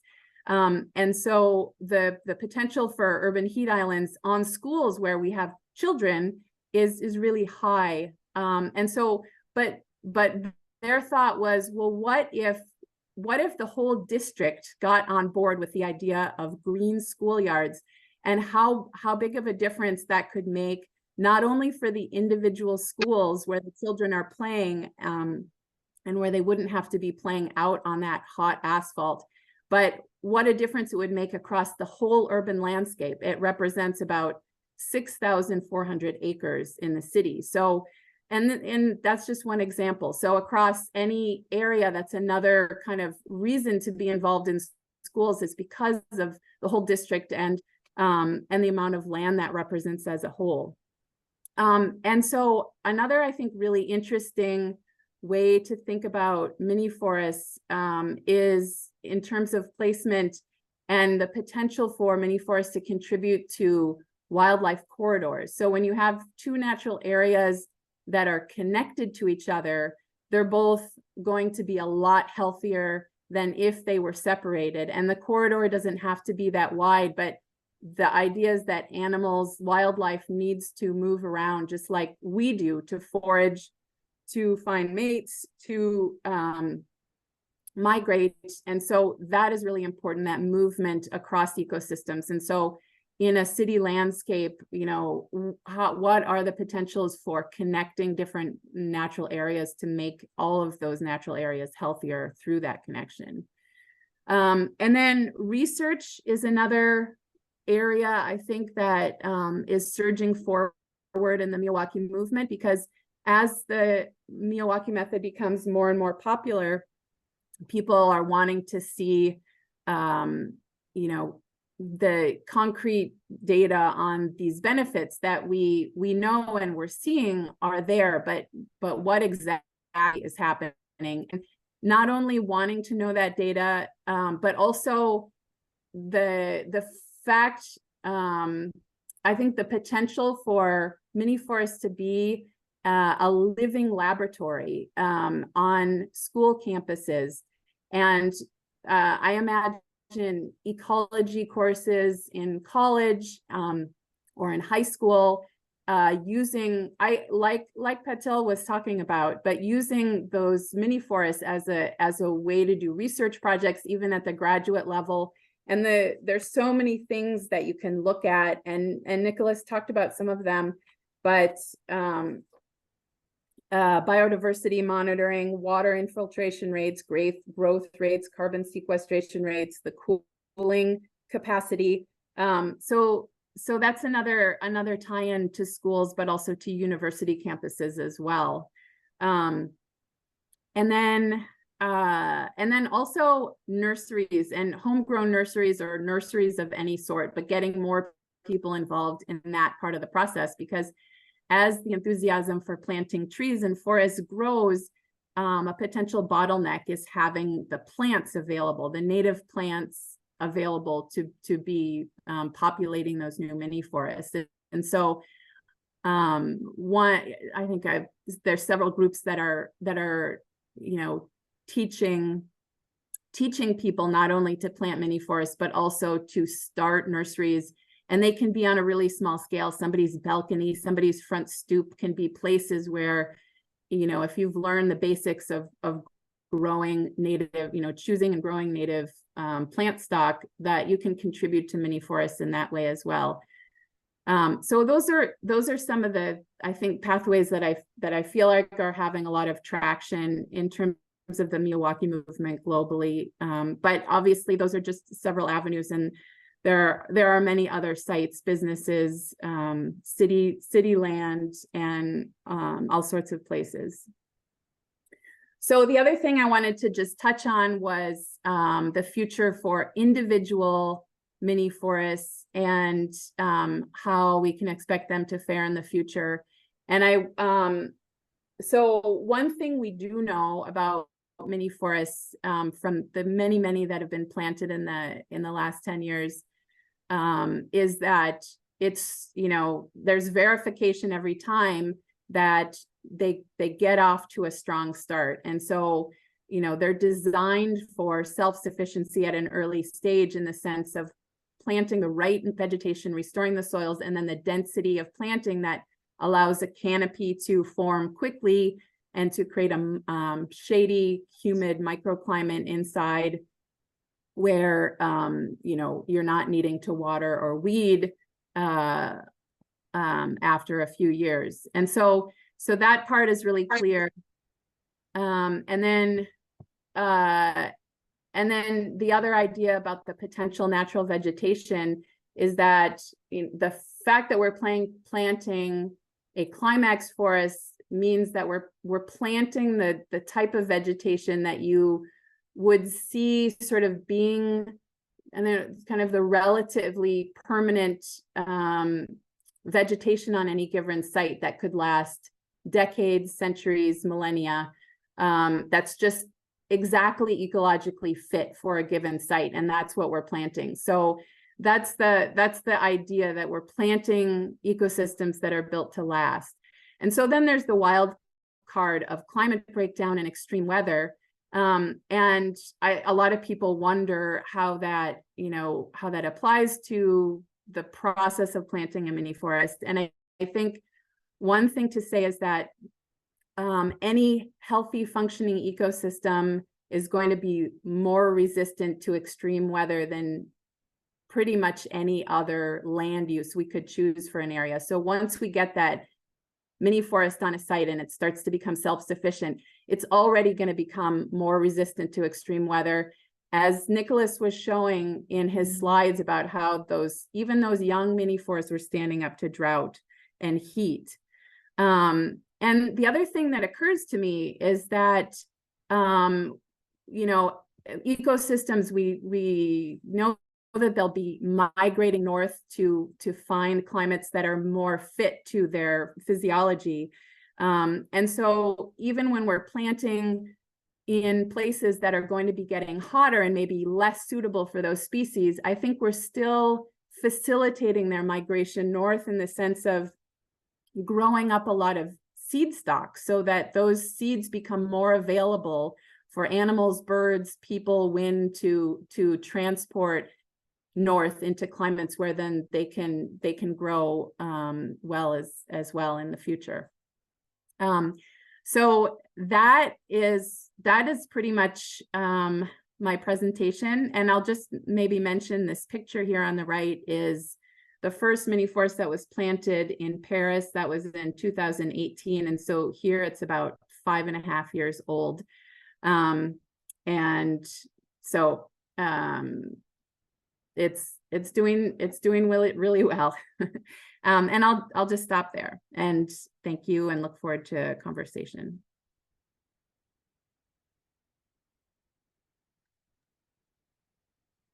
Johanna, roundup of the event. It is the book that she has written. I've noted the name of the book, the chat box, for those who might be interested in purchasing it. There's also a French translation available. Now, I think we're done with all the speakers. It's over to questions and answers. Ask Peter Falcon, the moderator of this particular session, to take it from here. Peter. And I think you've done a great job moderating. Thank you guys very much, everyone. As I listened to everyone's presentation, I couldn't help but just be amazed at all the great work that you're doing, and think that although we love having you here, I feel like you should be at COPs 28 right now with Adib. That's how powerful this session is, in my opinion. So very quickly, we have a couple questions. I'm going to read through the chat box. We have one from Valerie, and she asks, are all plants and trees native? She hopes so. And she also asks, how do you start one? How do you figure out where to place these? And that question's for the panel, if anyone would like to take that. Nicholas, you want to take that question?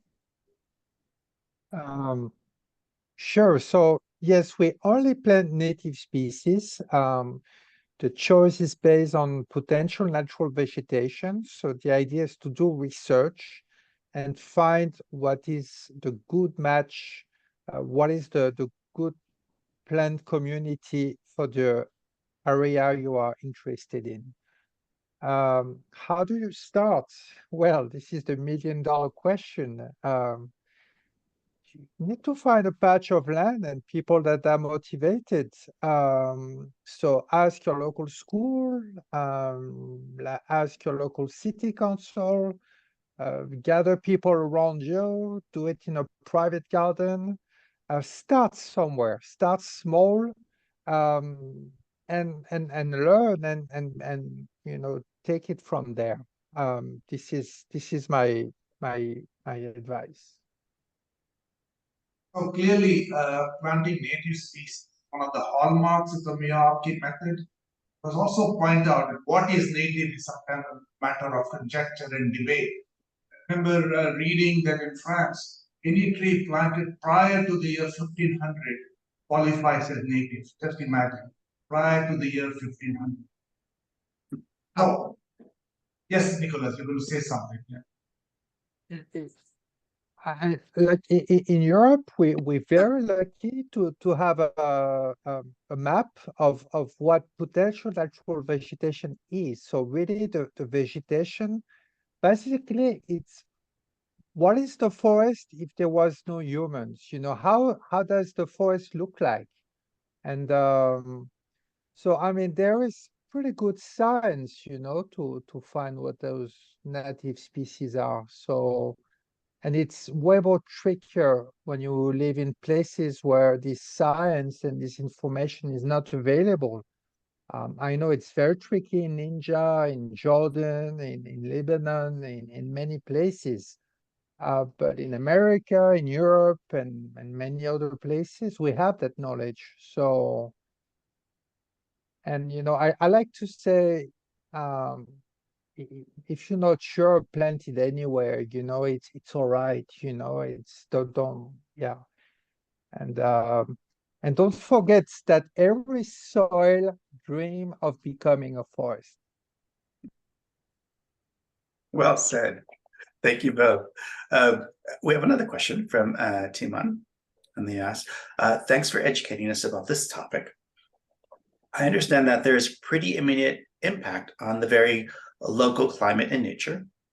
Is there any information on or numbers on how much surface area and participants are needed to observe a significant impact on the global climate? This is a question for Adib. Adib, are you still there?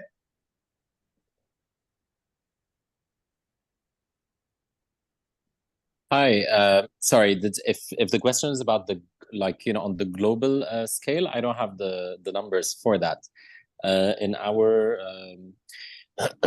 so in our work, we work at a really small scale from, you know, like 10 square meters, and we've worked up to 3,000 square meters because we feel that the impacts are not only about the environment, but it's really about engaging communities and giving them the agency to be able to do something about climate change, however small that is.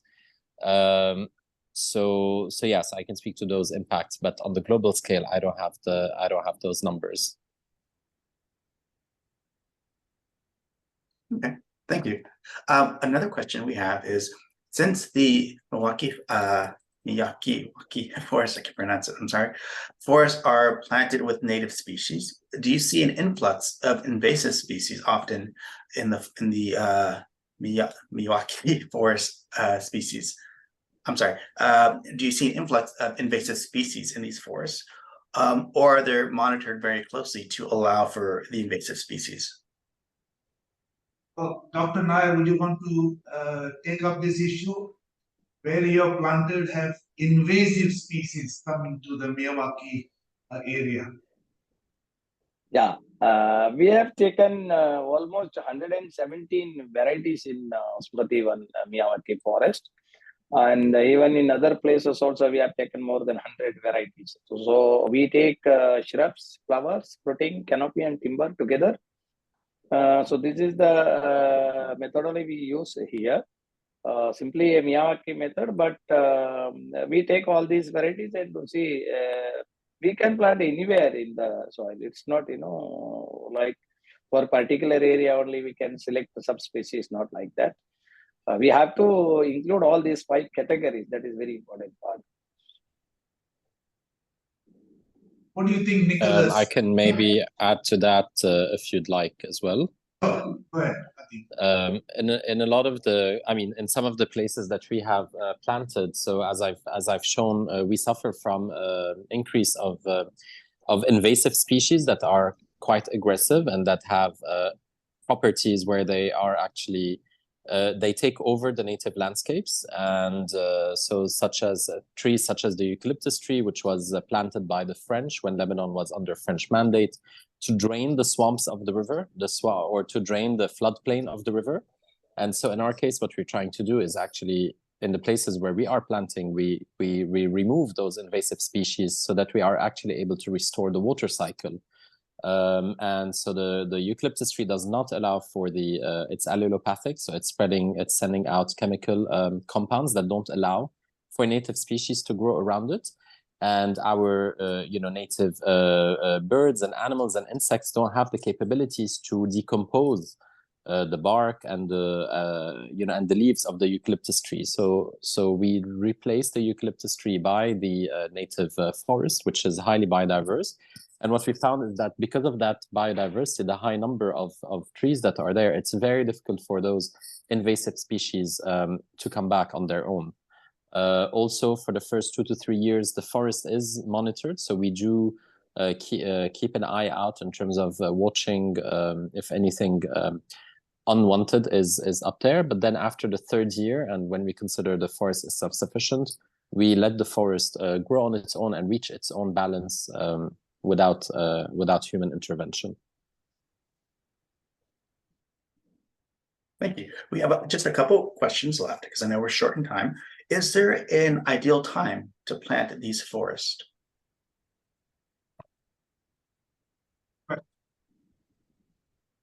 Well, I think Dr. Nair can address this issue. I think you have a certain time period, particularly in India, the onset of monsoon makes a difference. Perhaps you can answer that question. Yeah, yes. It's depending on the country or the state where the rainy season is happened. Heavy rain season, you cannot create a Miyawaki forest because we use earth movers to open the soil for almost 1 meter, and we put biomixtures, organic manures in that, and we use mulching materials also. So in rainy season, due to waterlogging and all these things, it is not advisable to do in rainy season. Rest all seasons, you can create a Miyawaki forest, no issue at all. Simply, it's depending on the state or the country where the atmosphere is situation. Otherwise, no time, which time need to do. Only we have to care that the heavy rain need to be stopped. Absolutely. Nicholas, do you have a favorite time period for planting trees? I think the best time is really just before the rain. That's the best time in temperate climates. It's also between autumn and winter, when saplings are kind of dormant, so it's easier to plant them, and the idea is really to plant them and make sure there's water coming right after, so the biology in the soil can kickstart, and roots can grow, and then they can be ready for harsher time later on. Thank you. And for our researchers out there, what are some variables that people can measure to help future studies on the health and progress of the forests that they plant? Is Elam Patel still there?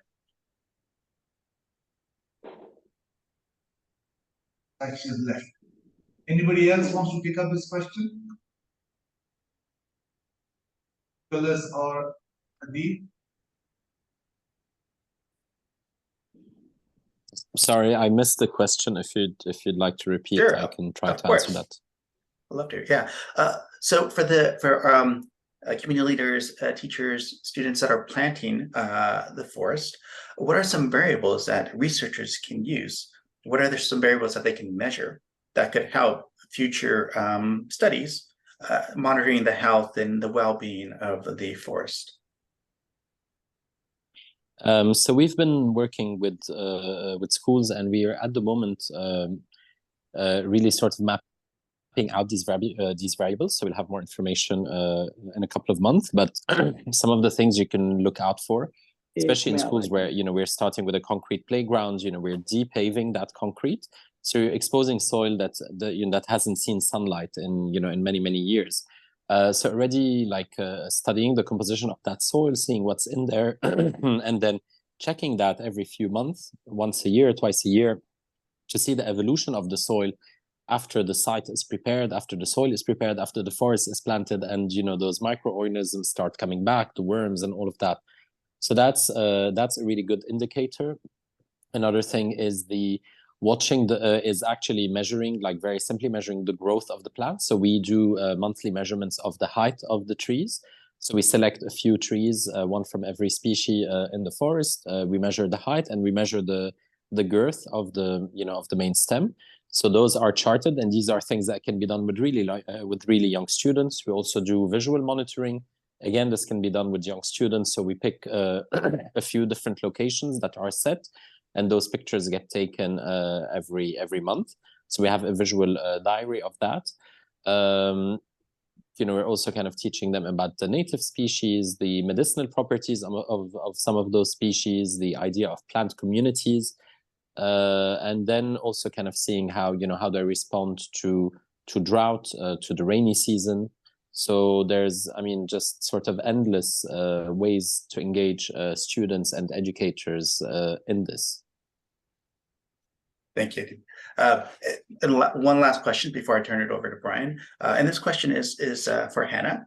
Hannah, you mentioned a mini forest. We talked about the research project. One great thing about the GLOBE program is we have protocols in phenology, urban heat island effect, and land cover. And I think all those would go great with measuring forest. If somebody wanted to go out and make a mini forest or plant a mini forest, how can people learn how to go about and do this? How can they learn to plant mini forests? Is there something that they can read, somewhere they can go and find out some tidbits on how to properly do this? Yeah, let's see. So, well, I'll just mention that my book has one chapter in it that talks about how to sort of like a field guide to planting a mini forest. So there's one.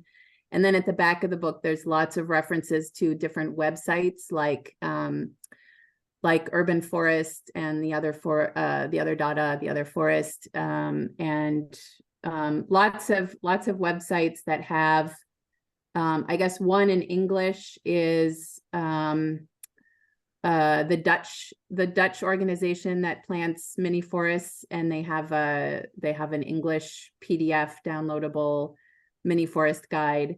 And then also A Forest in India has taught lots and lots of people all over the world, and they have created a video series that's just available for free online, but they also teach classes so that you can work one-on-one with folks there. So, and I guess the other approach would just be to connect with people near you who have already been planting and seek out their advice.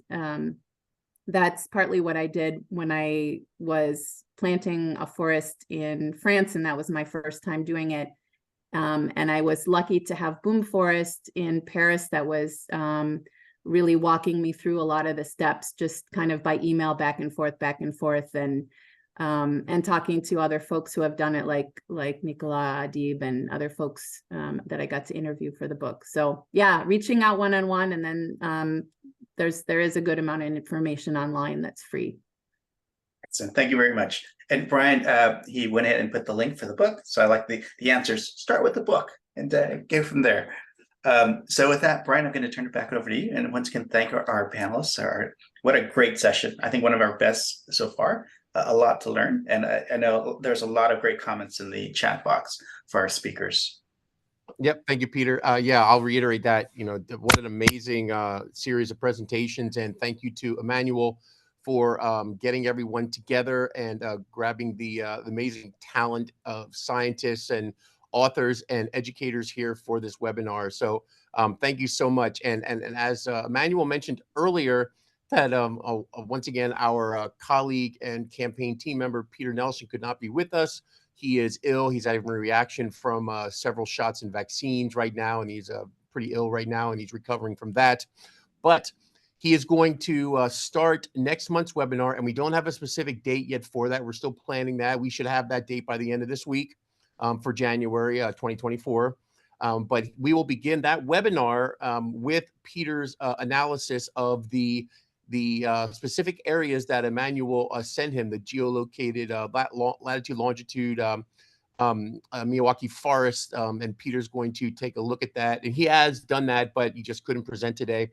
But we are going to start next month's webinar with that information. So what I suggest is those of you who are on the webinar and those of you who are listening to the recording, please come back for that webinar, because we will continue the discussion a little bit, and then we will hear from Peter, and then we can just continue the discussion. And I offer you to go and think about what you've heard today from all the speakers, because as you know, the speakers came from different angles. One was an educator planting the Miyawaki, the mini forest with students in California, and then others were, reforesting areas. They were talking. You learned about, in Lebanon and France, and lots of other countries around the world who are doing this. India and Lebanon. So the GLOBE program is in 127 countries, and the ones that we heard from today and the locations that we heard from today are just a small part of the GLOBE countries. So we would love to see this type of thing being done in more than just a couple countries. So we love that. And so think about this and what you get, some ideas that you may have from what you learned today, and we'll start off next month's webinar with this information. So thank you all for being here. That's all for me, but I want to turn the last word over to Emmanuel, since he was the one in charge of taking the charge and getting the Miyawaki Forest information out there, and grabbing the experts for today's webinar. Emmanuel? Nothing more to say except a big thank you to all the speakers. I think we need to give them a big hand. So, merci beaucoup. Yes, we look forward to the next one. Perhaps we can get other schools. Hopefully this session has encouraged and motivated and inspired many of the educators, the students and professors and professionals that have listened. There must be a school in your neighborhood that you can be associated with. You can volunteer. I'm really impressed with the number of volunteers that Nicola and Adib have been able to galvanize. That's one of the X factors, the entire Miyawaki journey. So thank you all, and see you next time. Yeah. All right. Thank you, and we Thank will see you next year. Next year, yes. Namaste. Udal Injina Solmelu to NASA. Thank you. Okay.